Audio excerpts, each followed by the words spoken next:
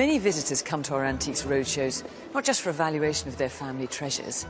They come in search of their past. I would really like somebody out there to be able to tell me exactly what the act of heroism was. I know no more, I'm afraid, but apart from the fact that this has been in the family now for many, many years. And at least at this opportunity, I would like to say thank you, wherever he is.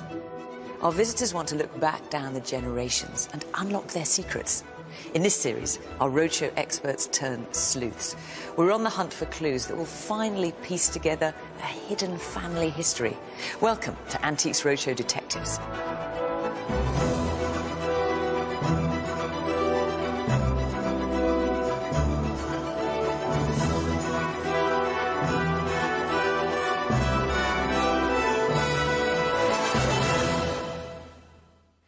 Tonight, our team turn their attention to two fascinating stories of Britain's military history, both brought to our attention by visitors to the Roadshow.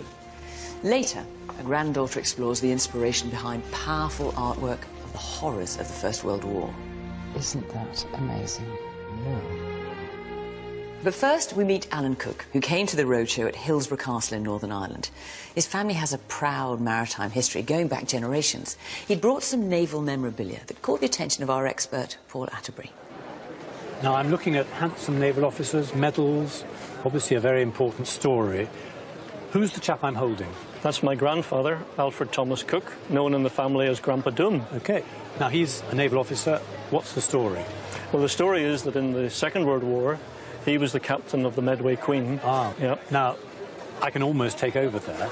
Go to 1940, go to those dark days, go to Dunkirk, and all those troops trying to be got off the beaches. The Medway Queen was a famous Thames paddle steamer. Shallow draft, she could get right into the beaches and could load soldiers straight off the beaches. That's right, 7 sorties. And this is what he got. And he got the Distinguished Service Cross for his services during that particular event. Well, and the ship itself was named the Heroine of Dunkirk because she was the big one that went right in. And she survived. And she survived. Very good. Because of the connection with the Medway Queen in that incident is £2,000 to £3,000. It's an amazing thing. I mean, for us, it's just the knowledge that this will be handed down through the years, and hopefully it will go from our sons to our grandsons. They must never be lost. We'll never forget. The Dunkirk evacuation, where Alfred Cook earned his medal, was a turning point in World War II. In May 1940, 1/3 troops were surrounded in Dunkirk by the might of the German army. Britain was on the ropes. An entire British army faced annihilation. But out of the fog and the mist shrouding the channel came a strange armada of navy craft, fishing boats, pleasure yachts, anything that would float. The seagoing people of Britain had come to rescue their army. The smaller civilian crafts, the little boats, were vital to evacuating the troops. One vessel became a symbol of the Dunkirk spirit, the Medway Queen, a converted pleasure cruiser which made 7 rescue crossings in 9 days. A Herculean task which earned her the moniker the Heroine of Dunkirk. And Alan's grandfather, Captain Alfred Cook, was at the helm. Alan has only these bare facts of how his grandfather won the Distinguished Service Cross. Now, having recently become a grandfather himself, he's inspired to investigate Alfred Cook's wartime heroics. From a family point of view, I just thought it's about time somebody really delved into this in a lot more detail. I owed it to the memory of the granddad, but also to the future generations. Alan's already unearthed a few precious items that give a glimpse of his grandfather. There's my granddad himself. It's the really only main wartime photograph we've got, but I think it's a really fine photograph. I think it shows a strength of character. He'd already served in the First World War, so this is someone who's come back into a second one.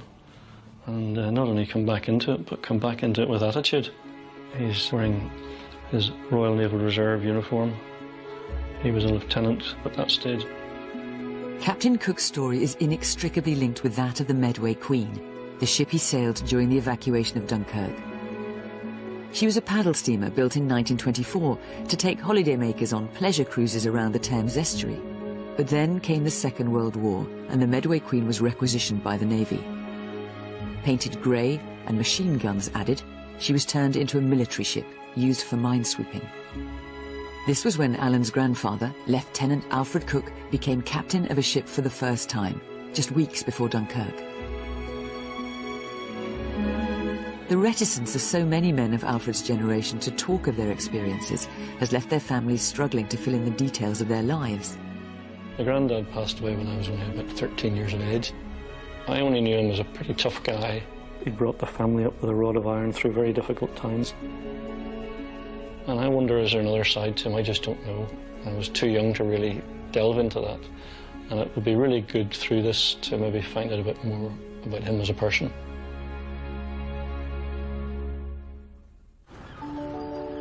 Our investigation into his role in Dunkirk begins here, at the historic dockyards of Portsmouth. Roadshow expert Paul Atterbury has studied this period of military history. We want to bring Dunkirk to life and also explore his grandfather's role in that extraordinary piece of history. Good morning, Paul. How are you? Great to see you. Yeah, and you. Within the dockyard is a cinema, where we've arranged a very special screening just for Alan. I'm going to show you some film setting the scene for Dunkirk. It was an extraordinary event, affected the lives of thousands of people, changed the history of the war. I think we need to understand what he was doing and why. Okay. So, one thing every report tells you is about that great stack of smoke from the burning oil tanks, which had been set on fire by the German bombers. Now look, there's the beaches, and they're all lined on the beaches, waiting to come out. There they are, wading out to the ships. A lot of them are French. You mustn't forget, we picked up a lot of French soldiers as well. There's the paddle. There's that hill. That's incredible. Immediately then barges in tow. And exhaustion. They'd been on the beach for days, they'd had no water, or very little water. To actually get onto a ship, to be safe, must have been extraordinary, except that you then weren't necessarily safe, because that ship could be bombed. With each trip, the boats brought home thousands of desperate soldiers. Many ships only made a couple of journeys. Many were sunk. But eventually, after 9 exhausting days, the rescue was over. The ferry boat captains were... Had you seen anything like that before? No, I hadn't. It's the first insight I've had on what it must have been like for him to actually be there, in charge, in control of a ship. That could have been taken through his eyes. I mean, it's amazing. Like, the chaos, the relief on the faces when they came ashore in England. I mean, that says it all. Just really brought it home to me, just the magnitude of what my grandfather was involved in. And actually, we've got another little clip to show you, which our researchers have dug out, which actually might be of interest. It's about a ship well known to you. Oh my goodness. Our investigations have unearthed rare archive film footage of the Medway Queen, never seen by Alan. There she is, Medway Queen. Crikey. That's incredible. There, in her pre-naval life. That's right. She was going about her normal business. duties. Yeah, incredible. Oh, that's amazing to see that. You get a sense of how small she was. How fragile. And fragile. You know, fragile going into harm's way in such an extent.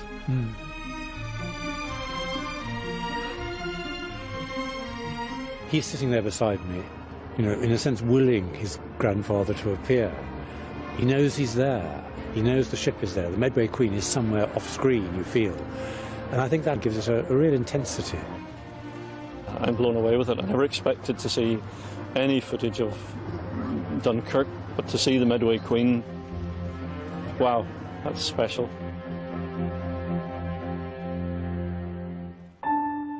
Having seen the Medway Queen and the reality of Dunkirk, Paul wants to help Alan discover exactly what Alfred Cook and his crew did during that historic event. The answer to this part of their quest lies among the Royal Navy's archives in Portsmouth. In this book is a transcript of Captain Alfred Cook's log, written during those 9 incredible days. Medway Queen. Look at this. So if we run through it very quickly, we can see 27th of May, arrived off La Panne, that's a beach. Right. Embarked 600. Yep. Aircraft shot down. The Brighton Belle is sinking, having striking a submerged wreck. Yep. They transfer all the troops from the Brighton Belle onto the Queen. I just think it's fascinating that not only were they saving people's lives, but they were actually managing to shoot down aircraft. And we turn over, 2nd of June, There they go again. arrived Ramsgate. This is getting very near the end. Yeah. Picked up 625 French troops. And then on the 4th, she's back in Dunkirk. And by that time, you know, the Germans were not at the gate, they were practically through the gate. They were through the perimeter, they were there. She was sitting there as a sitting target. Yes. All that time. And the Germans must have been getting so fed up seeing this little paddle steamer coming in that they just wanted to knock her for 6. And they tried. And I got a shiver up my spine. Yeah. Honestly, because it's this business of them going right back to the bitter end. Well, I think this is extraordinary. Which was really brave, right to the very time when they could have been picked up by the Germans. After 7 grueling shifts, the Medway Queen finished her mission, having rescued over 3,000 men. I've got a bit more. Okay. This comes from the National Archives. All right. Paul has unearthed a letter written by Alan's grandfather just a day after the evacuation, commending his brave crew. This is his narration. This is his own narration of what happened. This is my grandfather's own handwriting. To touch this is bringing it all to life. This big, larger-than-life John Wayne character, you know.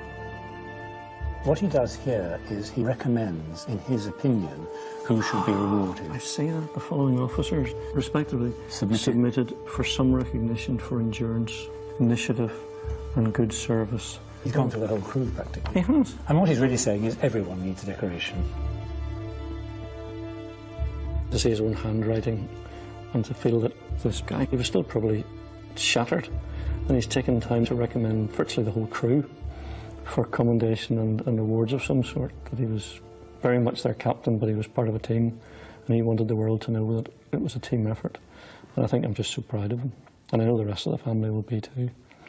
You can hear my voice starting to quiver a bit because it is emotional. And he was talking to me from, well, you know what they say, the cliche, beyond the grave, when I saw that.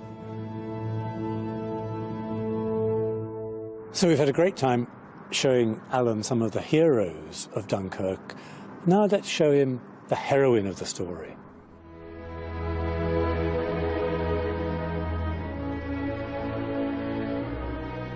Unlike most ships from the evacuation, the Medway Queen, the heroine of Dunkirk, hasn't been consigned to the history books. She still survives today, moored on the River Medway in Kent. Alan has never seen his grandfather's boat, let alone set foot on her. Well, this is incredible. There you are. Can't believe it. It's taken a long time, Paul, to get here. She's much, much bigger than I imagined. Do you want to go on board? Yes, I've waited this long. Let's go now. Absolutely. It's crazy, isn't it? This is the moment. There we go. Onto the deck. Something I've been waiting to do for, as I say, 60 years? Good Lord. Amazing. How does it feel? Well, it's just, I don't know, I'm sort of speechless. For the Medway Queen to be here, still afloat, has been a battle against the odds. After the war, she went back to being a pleasure steamer until 1963. But following a brief spell as a nightclub on the Isle of Wight, she was abandoned and fell into utter ruin. She was only saved from being scrapped for salvage when someone recognised her. Now, after a mammoth £5 million restoration, she's almost back to her former glory. For Alan, it's the chance to finally embrace his family's proud naval tradition. This is it, Captain Cook. That's the moment they've all waited for. Up in heaven, they've been looking down, saying at last, you know. The others were all in the Navy, and finally they've got me here, you know. Tremendous. It's a proud day for the family.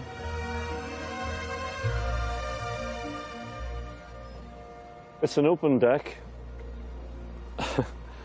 You couldn't be more exposed to shell fire and everything else, could you? Brian Goodhue from the Medway Queen Preservation Trust knows what conditions were like on board in 1940. On these spots here, they laid up the wounded. Across this deck? Across here.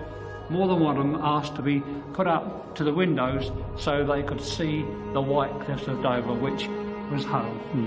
And more than one of them, who were mortally wounded, passed away in their arms. On the place that you're standing, gentlemen, people have died. Yeah, that's really... wasn't, moving. On her last journey, when she entered Dover Harbour, all the ship's hooters all sounded and everyone cheered. So she was a great survivor. That's right. Well, that's an emotional moment for me, to hear that. Oh, what was that like? Going back home, going back to Blighty? Hard to imagine. They were going home and that was them out of it. That wasn't happening with my granddad.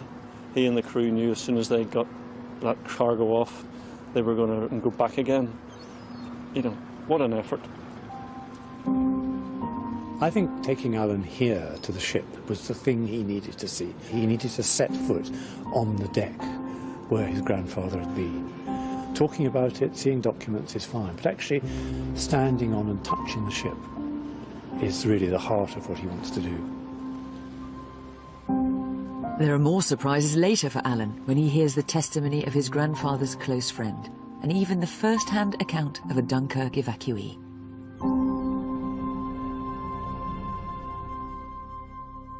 We'll catch up with Alan and Paul's quest shortly. But first, a family member in search of a grandfather's First World War story. In 2014, the Roadshow marked its centenary from the Thiepval Memorial in France. It was there we first met Julia Roberts, who brought along paintings created during that conflict. They were painted by my grandfather, Herbert Arnold Lake, who was in the Royal Army Medical Corps. And he came out to France at the age of 31. And he was a doctor here in Arras. And I think in every spare moment that he had when he wasn't tending the wounded, he painted and he sketched. He must know horses because I have to say, anatomically, these are beautifully painted. He was trained as a vet, and I think that's probably why his paintings of his horses are very good. He understood the horrors of war and was particularly sensitive to that. I agree with you. I think they are very moving, and I think having come here today and seen what I've seen, I find it very emotional. That visit to France haunted Julia and piqued her curiosity. I think the greatest thoughts I had was actually the fact that these pictures I was taking back to France, where they had been, some of them had been painted, basically 100 years ago. And I couldn't help but wonder what grandfather would have thought of his paintings being returned there. After the roadshow, Julia wanted to know more about the influences that started her grandfather painting. Julia was contacted by Paul Watkins, a practicing vet who's also a keen military historian. He's brought Julia to Camden in North London to see for the first time where her grandfather Herbert Lake was born and brought up. Incredibly, the shop has survived intact. And J.A. Lake & Co., watchmakers and jewellers, established 1868. Quite remarkable. You can see just about the original frontage here. Notice the mosaic, again the original mosaic. Look at that, how amazing. I suppose they lived above the shop, maybe. Absolutely. I don't know. They did, because this is where Herbert and his brother were born. At first, it might not be obvious how growing up in busy Camden would inspire a young man to paint horses. But 120 years ago, this high street would have resounded not to the rumble of diesel engines, but the clatter of horses' hooves. And Herbert Lake's earliest artwork reflects that. Sketch after sketch of horse-drawn cabs. Herbert's love of horses led him to train as a vet at the Royal Veterinary College just 2 streets away. By the end of the decade, the advent of the motor car meant less need for a city vet. Herbert retrained as a doctor, and at the outbreak of the First World War, he joined the Royal Army Medical Corps, serving in northern France. And once again, he used the world around him as an inspiration for his art. Paul is keen to examine some of Julia's grandfather's work from that period. But this is interesting, isn't it? Because it shows the horse with rider passing the final resting place of one of the many thousands of men who were killed in the battle. And I think it's the way in which he portrays the horse almost turning away. Yes, I think you can see that the horse is turning away as he pays his respects to a fallen soldier. Yeah. As if the horse has got knowledge himself of what has been going on and what all this means. Yes. But just a little sketch, I think he probably perhaps just put together Yes. quite rapidly. Finally, we're taking Julia to see an original work by her grandfather she's never seen before. It sits within our greatest collection of wartime history and art at the Imperial War Museum. Right, so... Isn't that amazing? Now... The cavalry before us. Oh. How cold. Yeah, absolutely. Isn't that amazing? Look at it, yes. Bitter. Absolutely bitter. Absolutely. And you couldn't have had a lot of time to do it. You know, this was preparing for a charge with the cavalry under cold, miserable conditions. It was a sketch for the big original oil painting, which was taken to Ypres, which was on the Roadshow. I think he was very proud of the fact that this painting was here in the Imperial War Museum. And I do hope that at some point it'll be displayed so that the public can come and see it.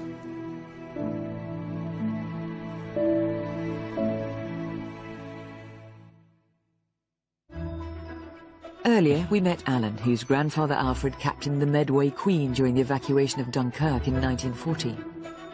Antiques Roadshow detective Paul Atterbury has unearthed details of what the ship did and taken Alan to walk in his grandfather's footsteps on the deck. But he wants to go a step further, to discover the man behind the historical records. He's lined up a surprise at the Medway Queen Visitors Centre. Among the artefacts are the belongings of John Graves. He was Captain Cook's second-in-command and a family friend. Oh my goodness, so these are John's, the first lieutenants. And your grandfather and he were good friends, weren't they? Yes. Yep. Well, I've got another little ace to play, because I'd like to introduce you to Sue, who is John's daughter. Oh my goodness, Sue, isn't that Lovely to meet fantastic? you. Oh, absolutely. We'll have to do the proper bit. Isn't Both that in rounds fantastic? well. Oh, yeah. Really nice to meet you. Oh, that really is, Sue. That's Bet you're fantastic. very proud of your grandfather. Well, just as you would have been. Yes, you know, you were, very proud of him. What did your dad say about his granddad? He said that he had so much respect for him. He loved him like a brother. Oh, goodness. Yeah. You've got the book that your dad wrote. Yeah. To have that, I mean, that's kept me going for quite a while, because that was my first-hand experience. You had the real first-hand experience with your dad. Yeah. That's him, yeah. Yeah, second in command. It's incredible. It's incredible to think how close the two families were Yes. then, and then you've got all these years have gone by, Yeah. and then suddenly here's this link today. Yes, Isn't that amazing? That's right. Incredible. They would have needed the support of each other a lot, wouldn't they? Oh, what a team. Yeah.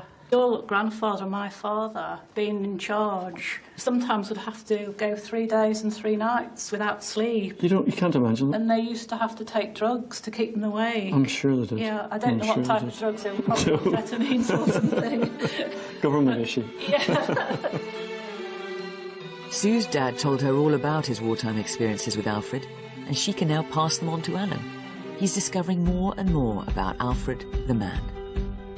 I only wish I'd personally known your grandfather, because apparently he was a wonderful man, and you've got every right to be really, really proud of him. You're really kind. You really are. It's getting emotional. You know? It is. Don't think we'll ever forget this day, will we? Not at all. But our investigation doesn't end there. We can get one step closer. Paul has tracked down one of the few men left who was at Dunkirk. But more than that, Jim Chivers was actually rescued by Alan's grandfather on the Medway Queen. I'd like to introduce you to Jim. Alan, this is Jim.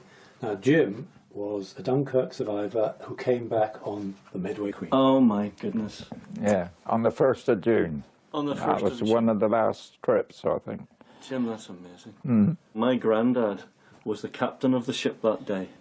Oh. He was in charge of the whole proceedings. Yeah, well, I'm very thankful to him. I'm sorry he's not here for me to thank him in person. I'm so sorry to.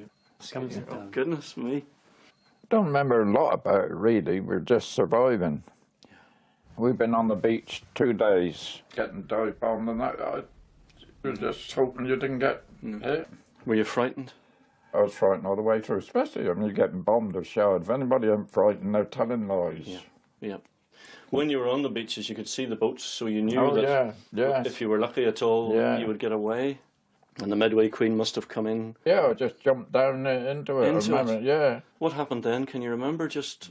I know it was getting shelled, because the shell dropped near the Medway Queen. And I think I got an idea somebody was injured on the top deck. I was just thinking of my granddad standing up on the bridge, and you had no protection. They're marvellous, and the way they got, you know, found their way back to England. That is where the war was won. I think you're right. Because if you hadn't got all those troops back, you wouldn't have had no army in this country. Absolutely. That was the real turning point, wasn't it? Yes, oh yes. Yeah. This is just so great for me to be here, and it's an honour to be in your company. The same goes for me, for your grandfather. Otherwise I wouldn't be here. It's not just history, it's about personal memory, it's about meeting your grandfather. You know, this is really what it's about for Alan. Here is somebody who died when he was in his teens. He remembers him, but not really. And then suddenly, he's actually coming face to face with this person through the memories of other people. All I had was the medal. That's all we had to go on. And now all the different pieces have fallen into place. The last one, meeting Jim, it's just so special. You know, someone who's actually able to give me a contemporary account of what it was like. That's priceless. How are you going to hear information like that? Here's a man who had to be tough in those days, but underneath it there's this soft centre, and I'm sort of eternally grateful, because I look at his picture in future and think, yeah, you're a pretty good guy all around. I wish I'd known you longer. Often when we look back at major historical events, the stories of the individuals involved can be overshadowed. For Alan and Julia, our investigations have brought them closer to their grandfathers and saved their stories for future generations. We'll have more from our team when we return with Antiques Roadshow Detectives.